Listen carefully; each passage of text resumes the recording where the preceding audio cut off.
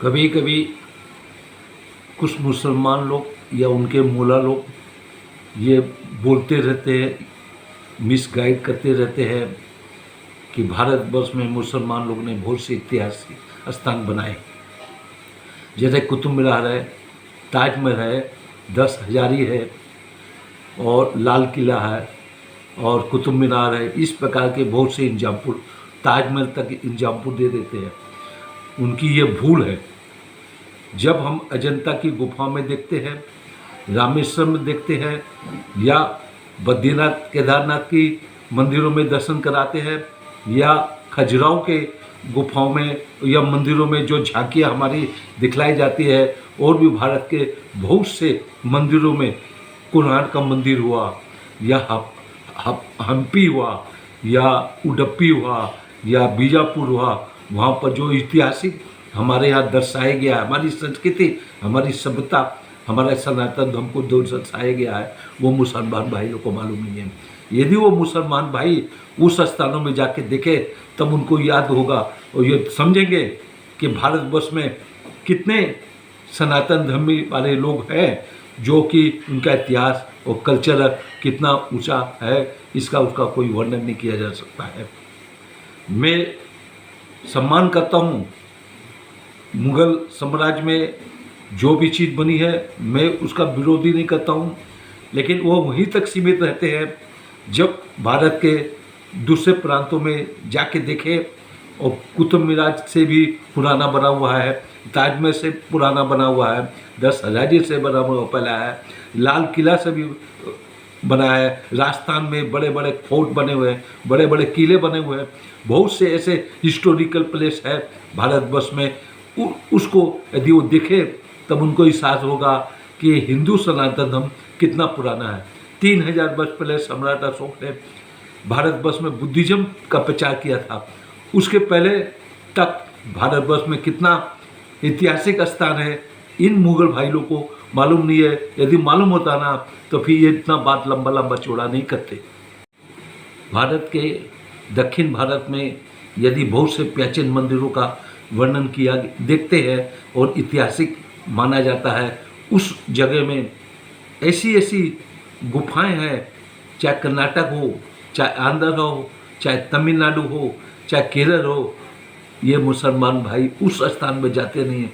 यदि उन सब दार्शनिक स्थान में जाके देखें, मैं अभी गया था, अगरतला में गया था, मैं नागालैंड में गया था, मणिपुर में गया था, मिजोरम में गया था, अरुणाचल प्रदेश में गया था। उन सब स्थानों में ऐसे ऐसे ऐतिहासिक चित्रकारी के द्वारा, शिल्पकार के द्वारा, उसमें मंदिरों में, गुफाओं में जो दर्शाया गया है, उसका कोई वर्णन नहीं किया जाता है। इससे हम हिंदू लोगों को गर्व होना चाहिए।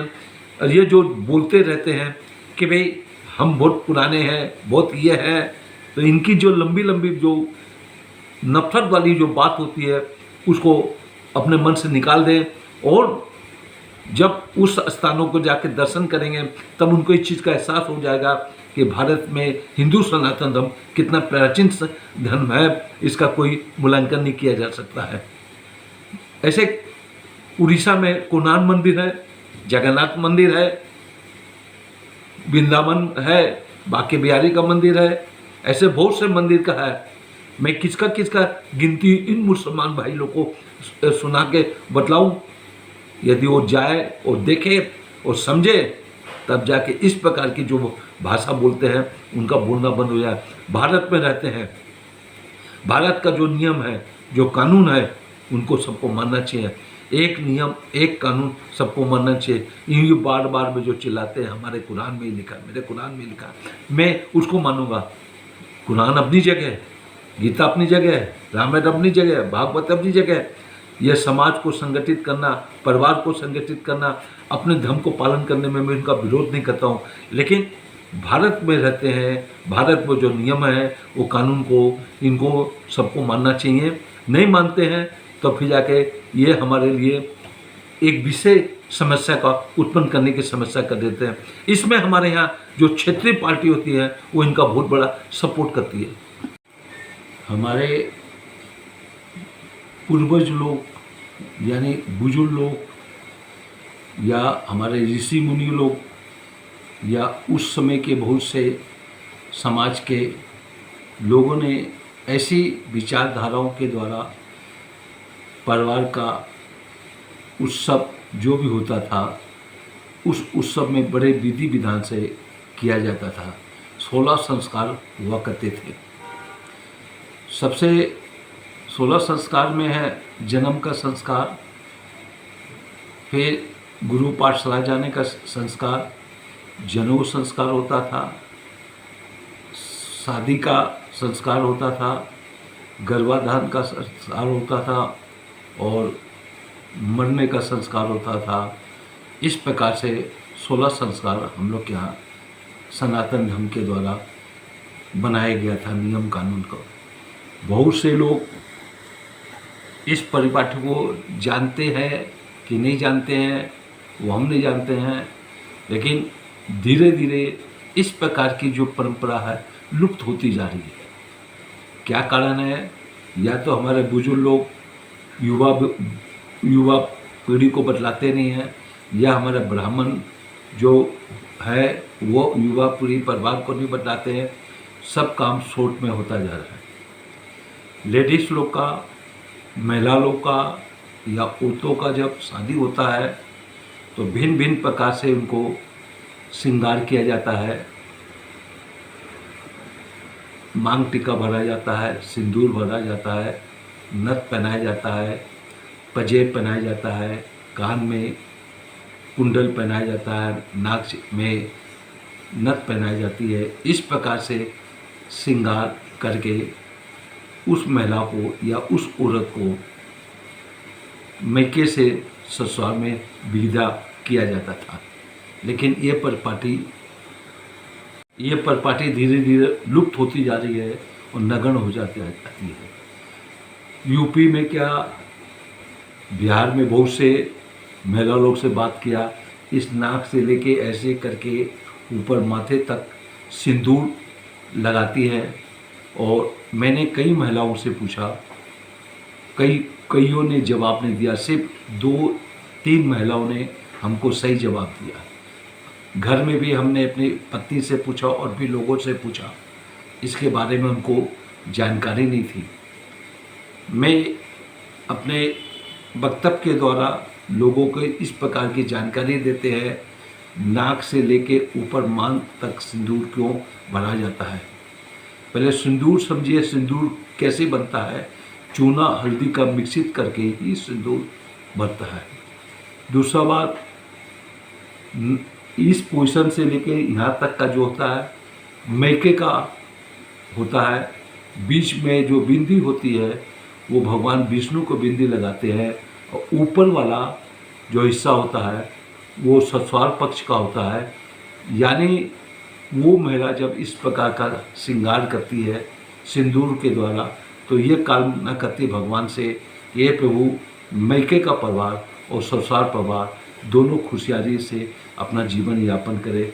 इस प्रकार के हमारे उस समय के जो लोगों ने क्या सोच, कितना अच्छा विचार बनाया था कि एक महिला अपने परिवार का भी खुशहाली चाहती है और ससुराल के परिवार का भी खुशहाली चाहती है। वैसे महिला लोग को आदमी से अनुपात में शरीर में कुछ गर्मी ज़्यादा होती है, उनकी गर्मी को कंट्रोल करने के लिए इस प्रकार का विधि विधान बनाया हुआ है। माथे के सिंदूर लगाना, बिंदी लगाना और प्रकार की जो क्रिया है, पजेब है, बिछुआ पहनाते हैं, वो सब शरीर के ब्लड प्रेशर, शुगर कंट्रोल किया जाता है। ऐसी परंपरा थी। नसों के द्वारा शरीर की जितनी भी नसें हैं उसका हेड ऑफिस नाभि होता है। हाथ का, पाँव का, छाती का, दिमाग का जो भी नसें हैं उसका हेड ऑफिस नाभि होता है। यदि नाभि के द्वारा नसों को कंट्रोल कर लिया जाए तो शरीर में जल्दी बीमारी नहीं होगी। इसी उद्देश्य से महिला लोग को श्रृंगार का परंपरा शुरू से बना रहा है। लेकिन आज का जो बच्चे हैं, पढ़ी लिखी लड़कियां हैं, इस परंपरा को समझने में उनको बहुत तकलीफ होती है और वो करने के लिए अपने को बैकवर्ड समझती हैं, क्योंकि घर की बुजुर्ग महिलाओं ही द्वारा नवयुवक बच्चों को इस प्रकार के पद्धति का प्रचलन बतलाए तो करेगी। आदमी लोग को इस प्रकार का परंपरा की जानकारी नहीं होती है। मेरे को थोड़ी बहुत इस प्रकार की जानकारी हुई है। मैं कुछ से बात करता हूँ महिलाओं के द्वारा, ब्राह्मण के द्वारा, या आपस में विचार विमर्श करता हूँ। इस हिसाब से मैं इस प्रकार का वीडियो बना के आप लोग के सामने प्रस्तुत किया। और भी बहुत सा विचार है। मर्दों को माथा में तिलक लगाना, चंदन लगाना, उसका भी उद्देश्य यही है। जनेऊ पहनना, शिखा रखना, गले में तुलसी की माला पहनना, ये सब परंपरा इसी उद्देश्य से बनाया गया है कि शरीर के जो नसें होती हैं या जो भी चीज़ होती है उसको सही ढंग से सुचारू रूप से चले और जिससे कि बीमारी नहीं हो।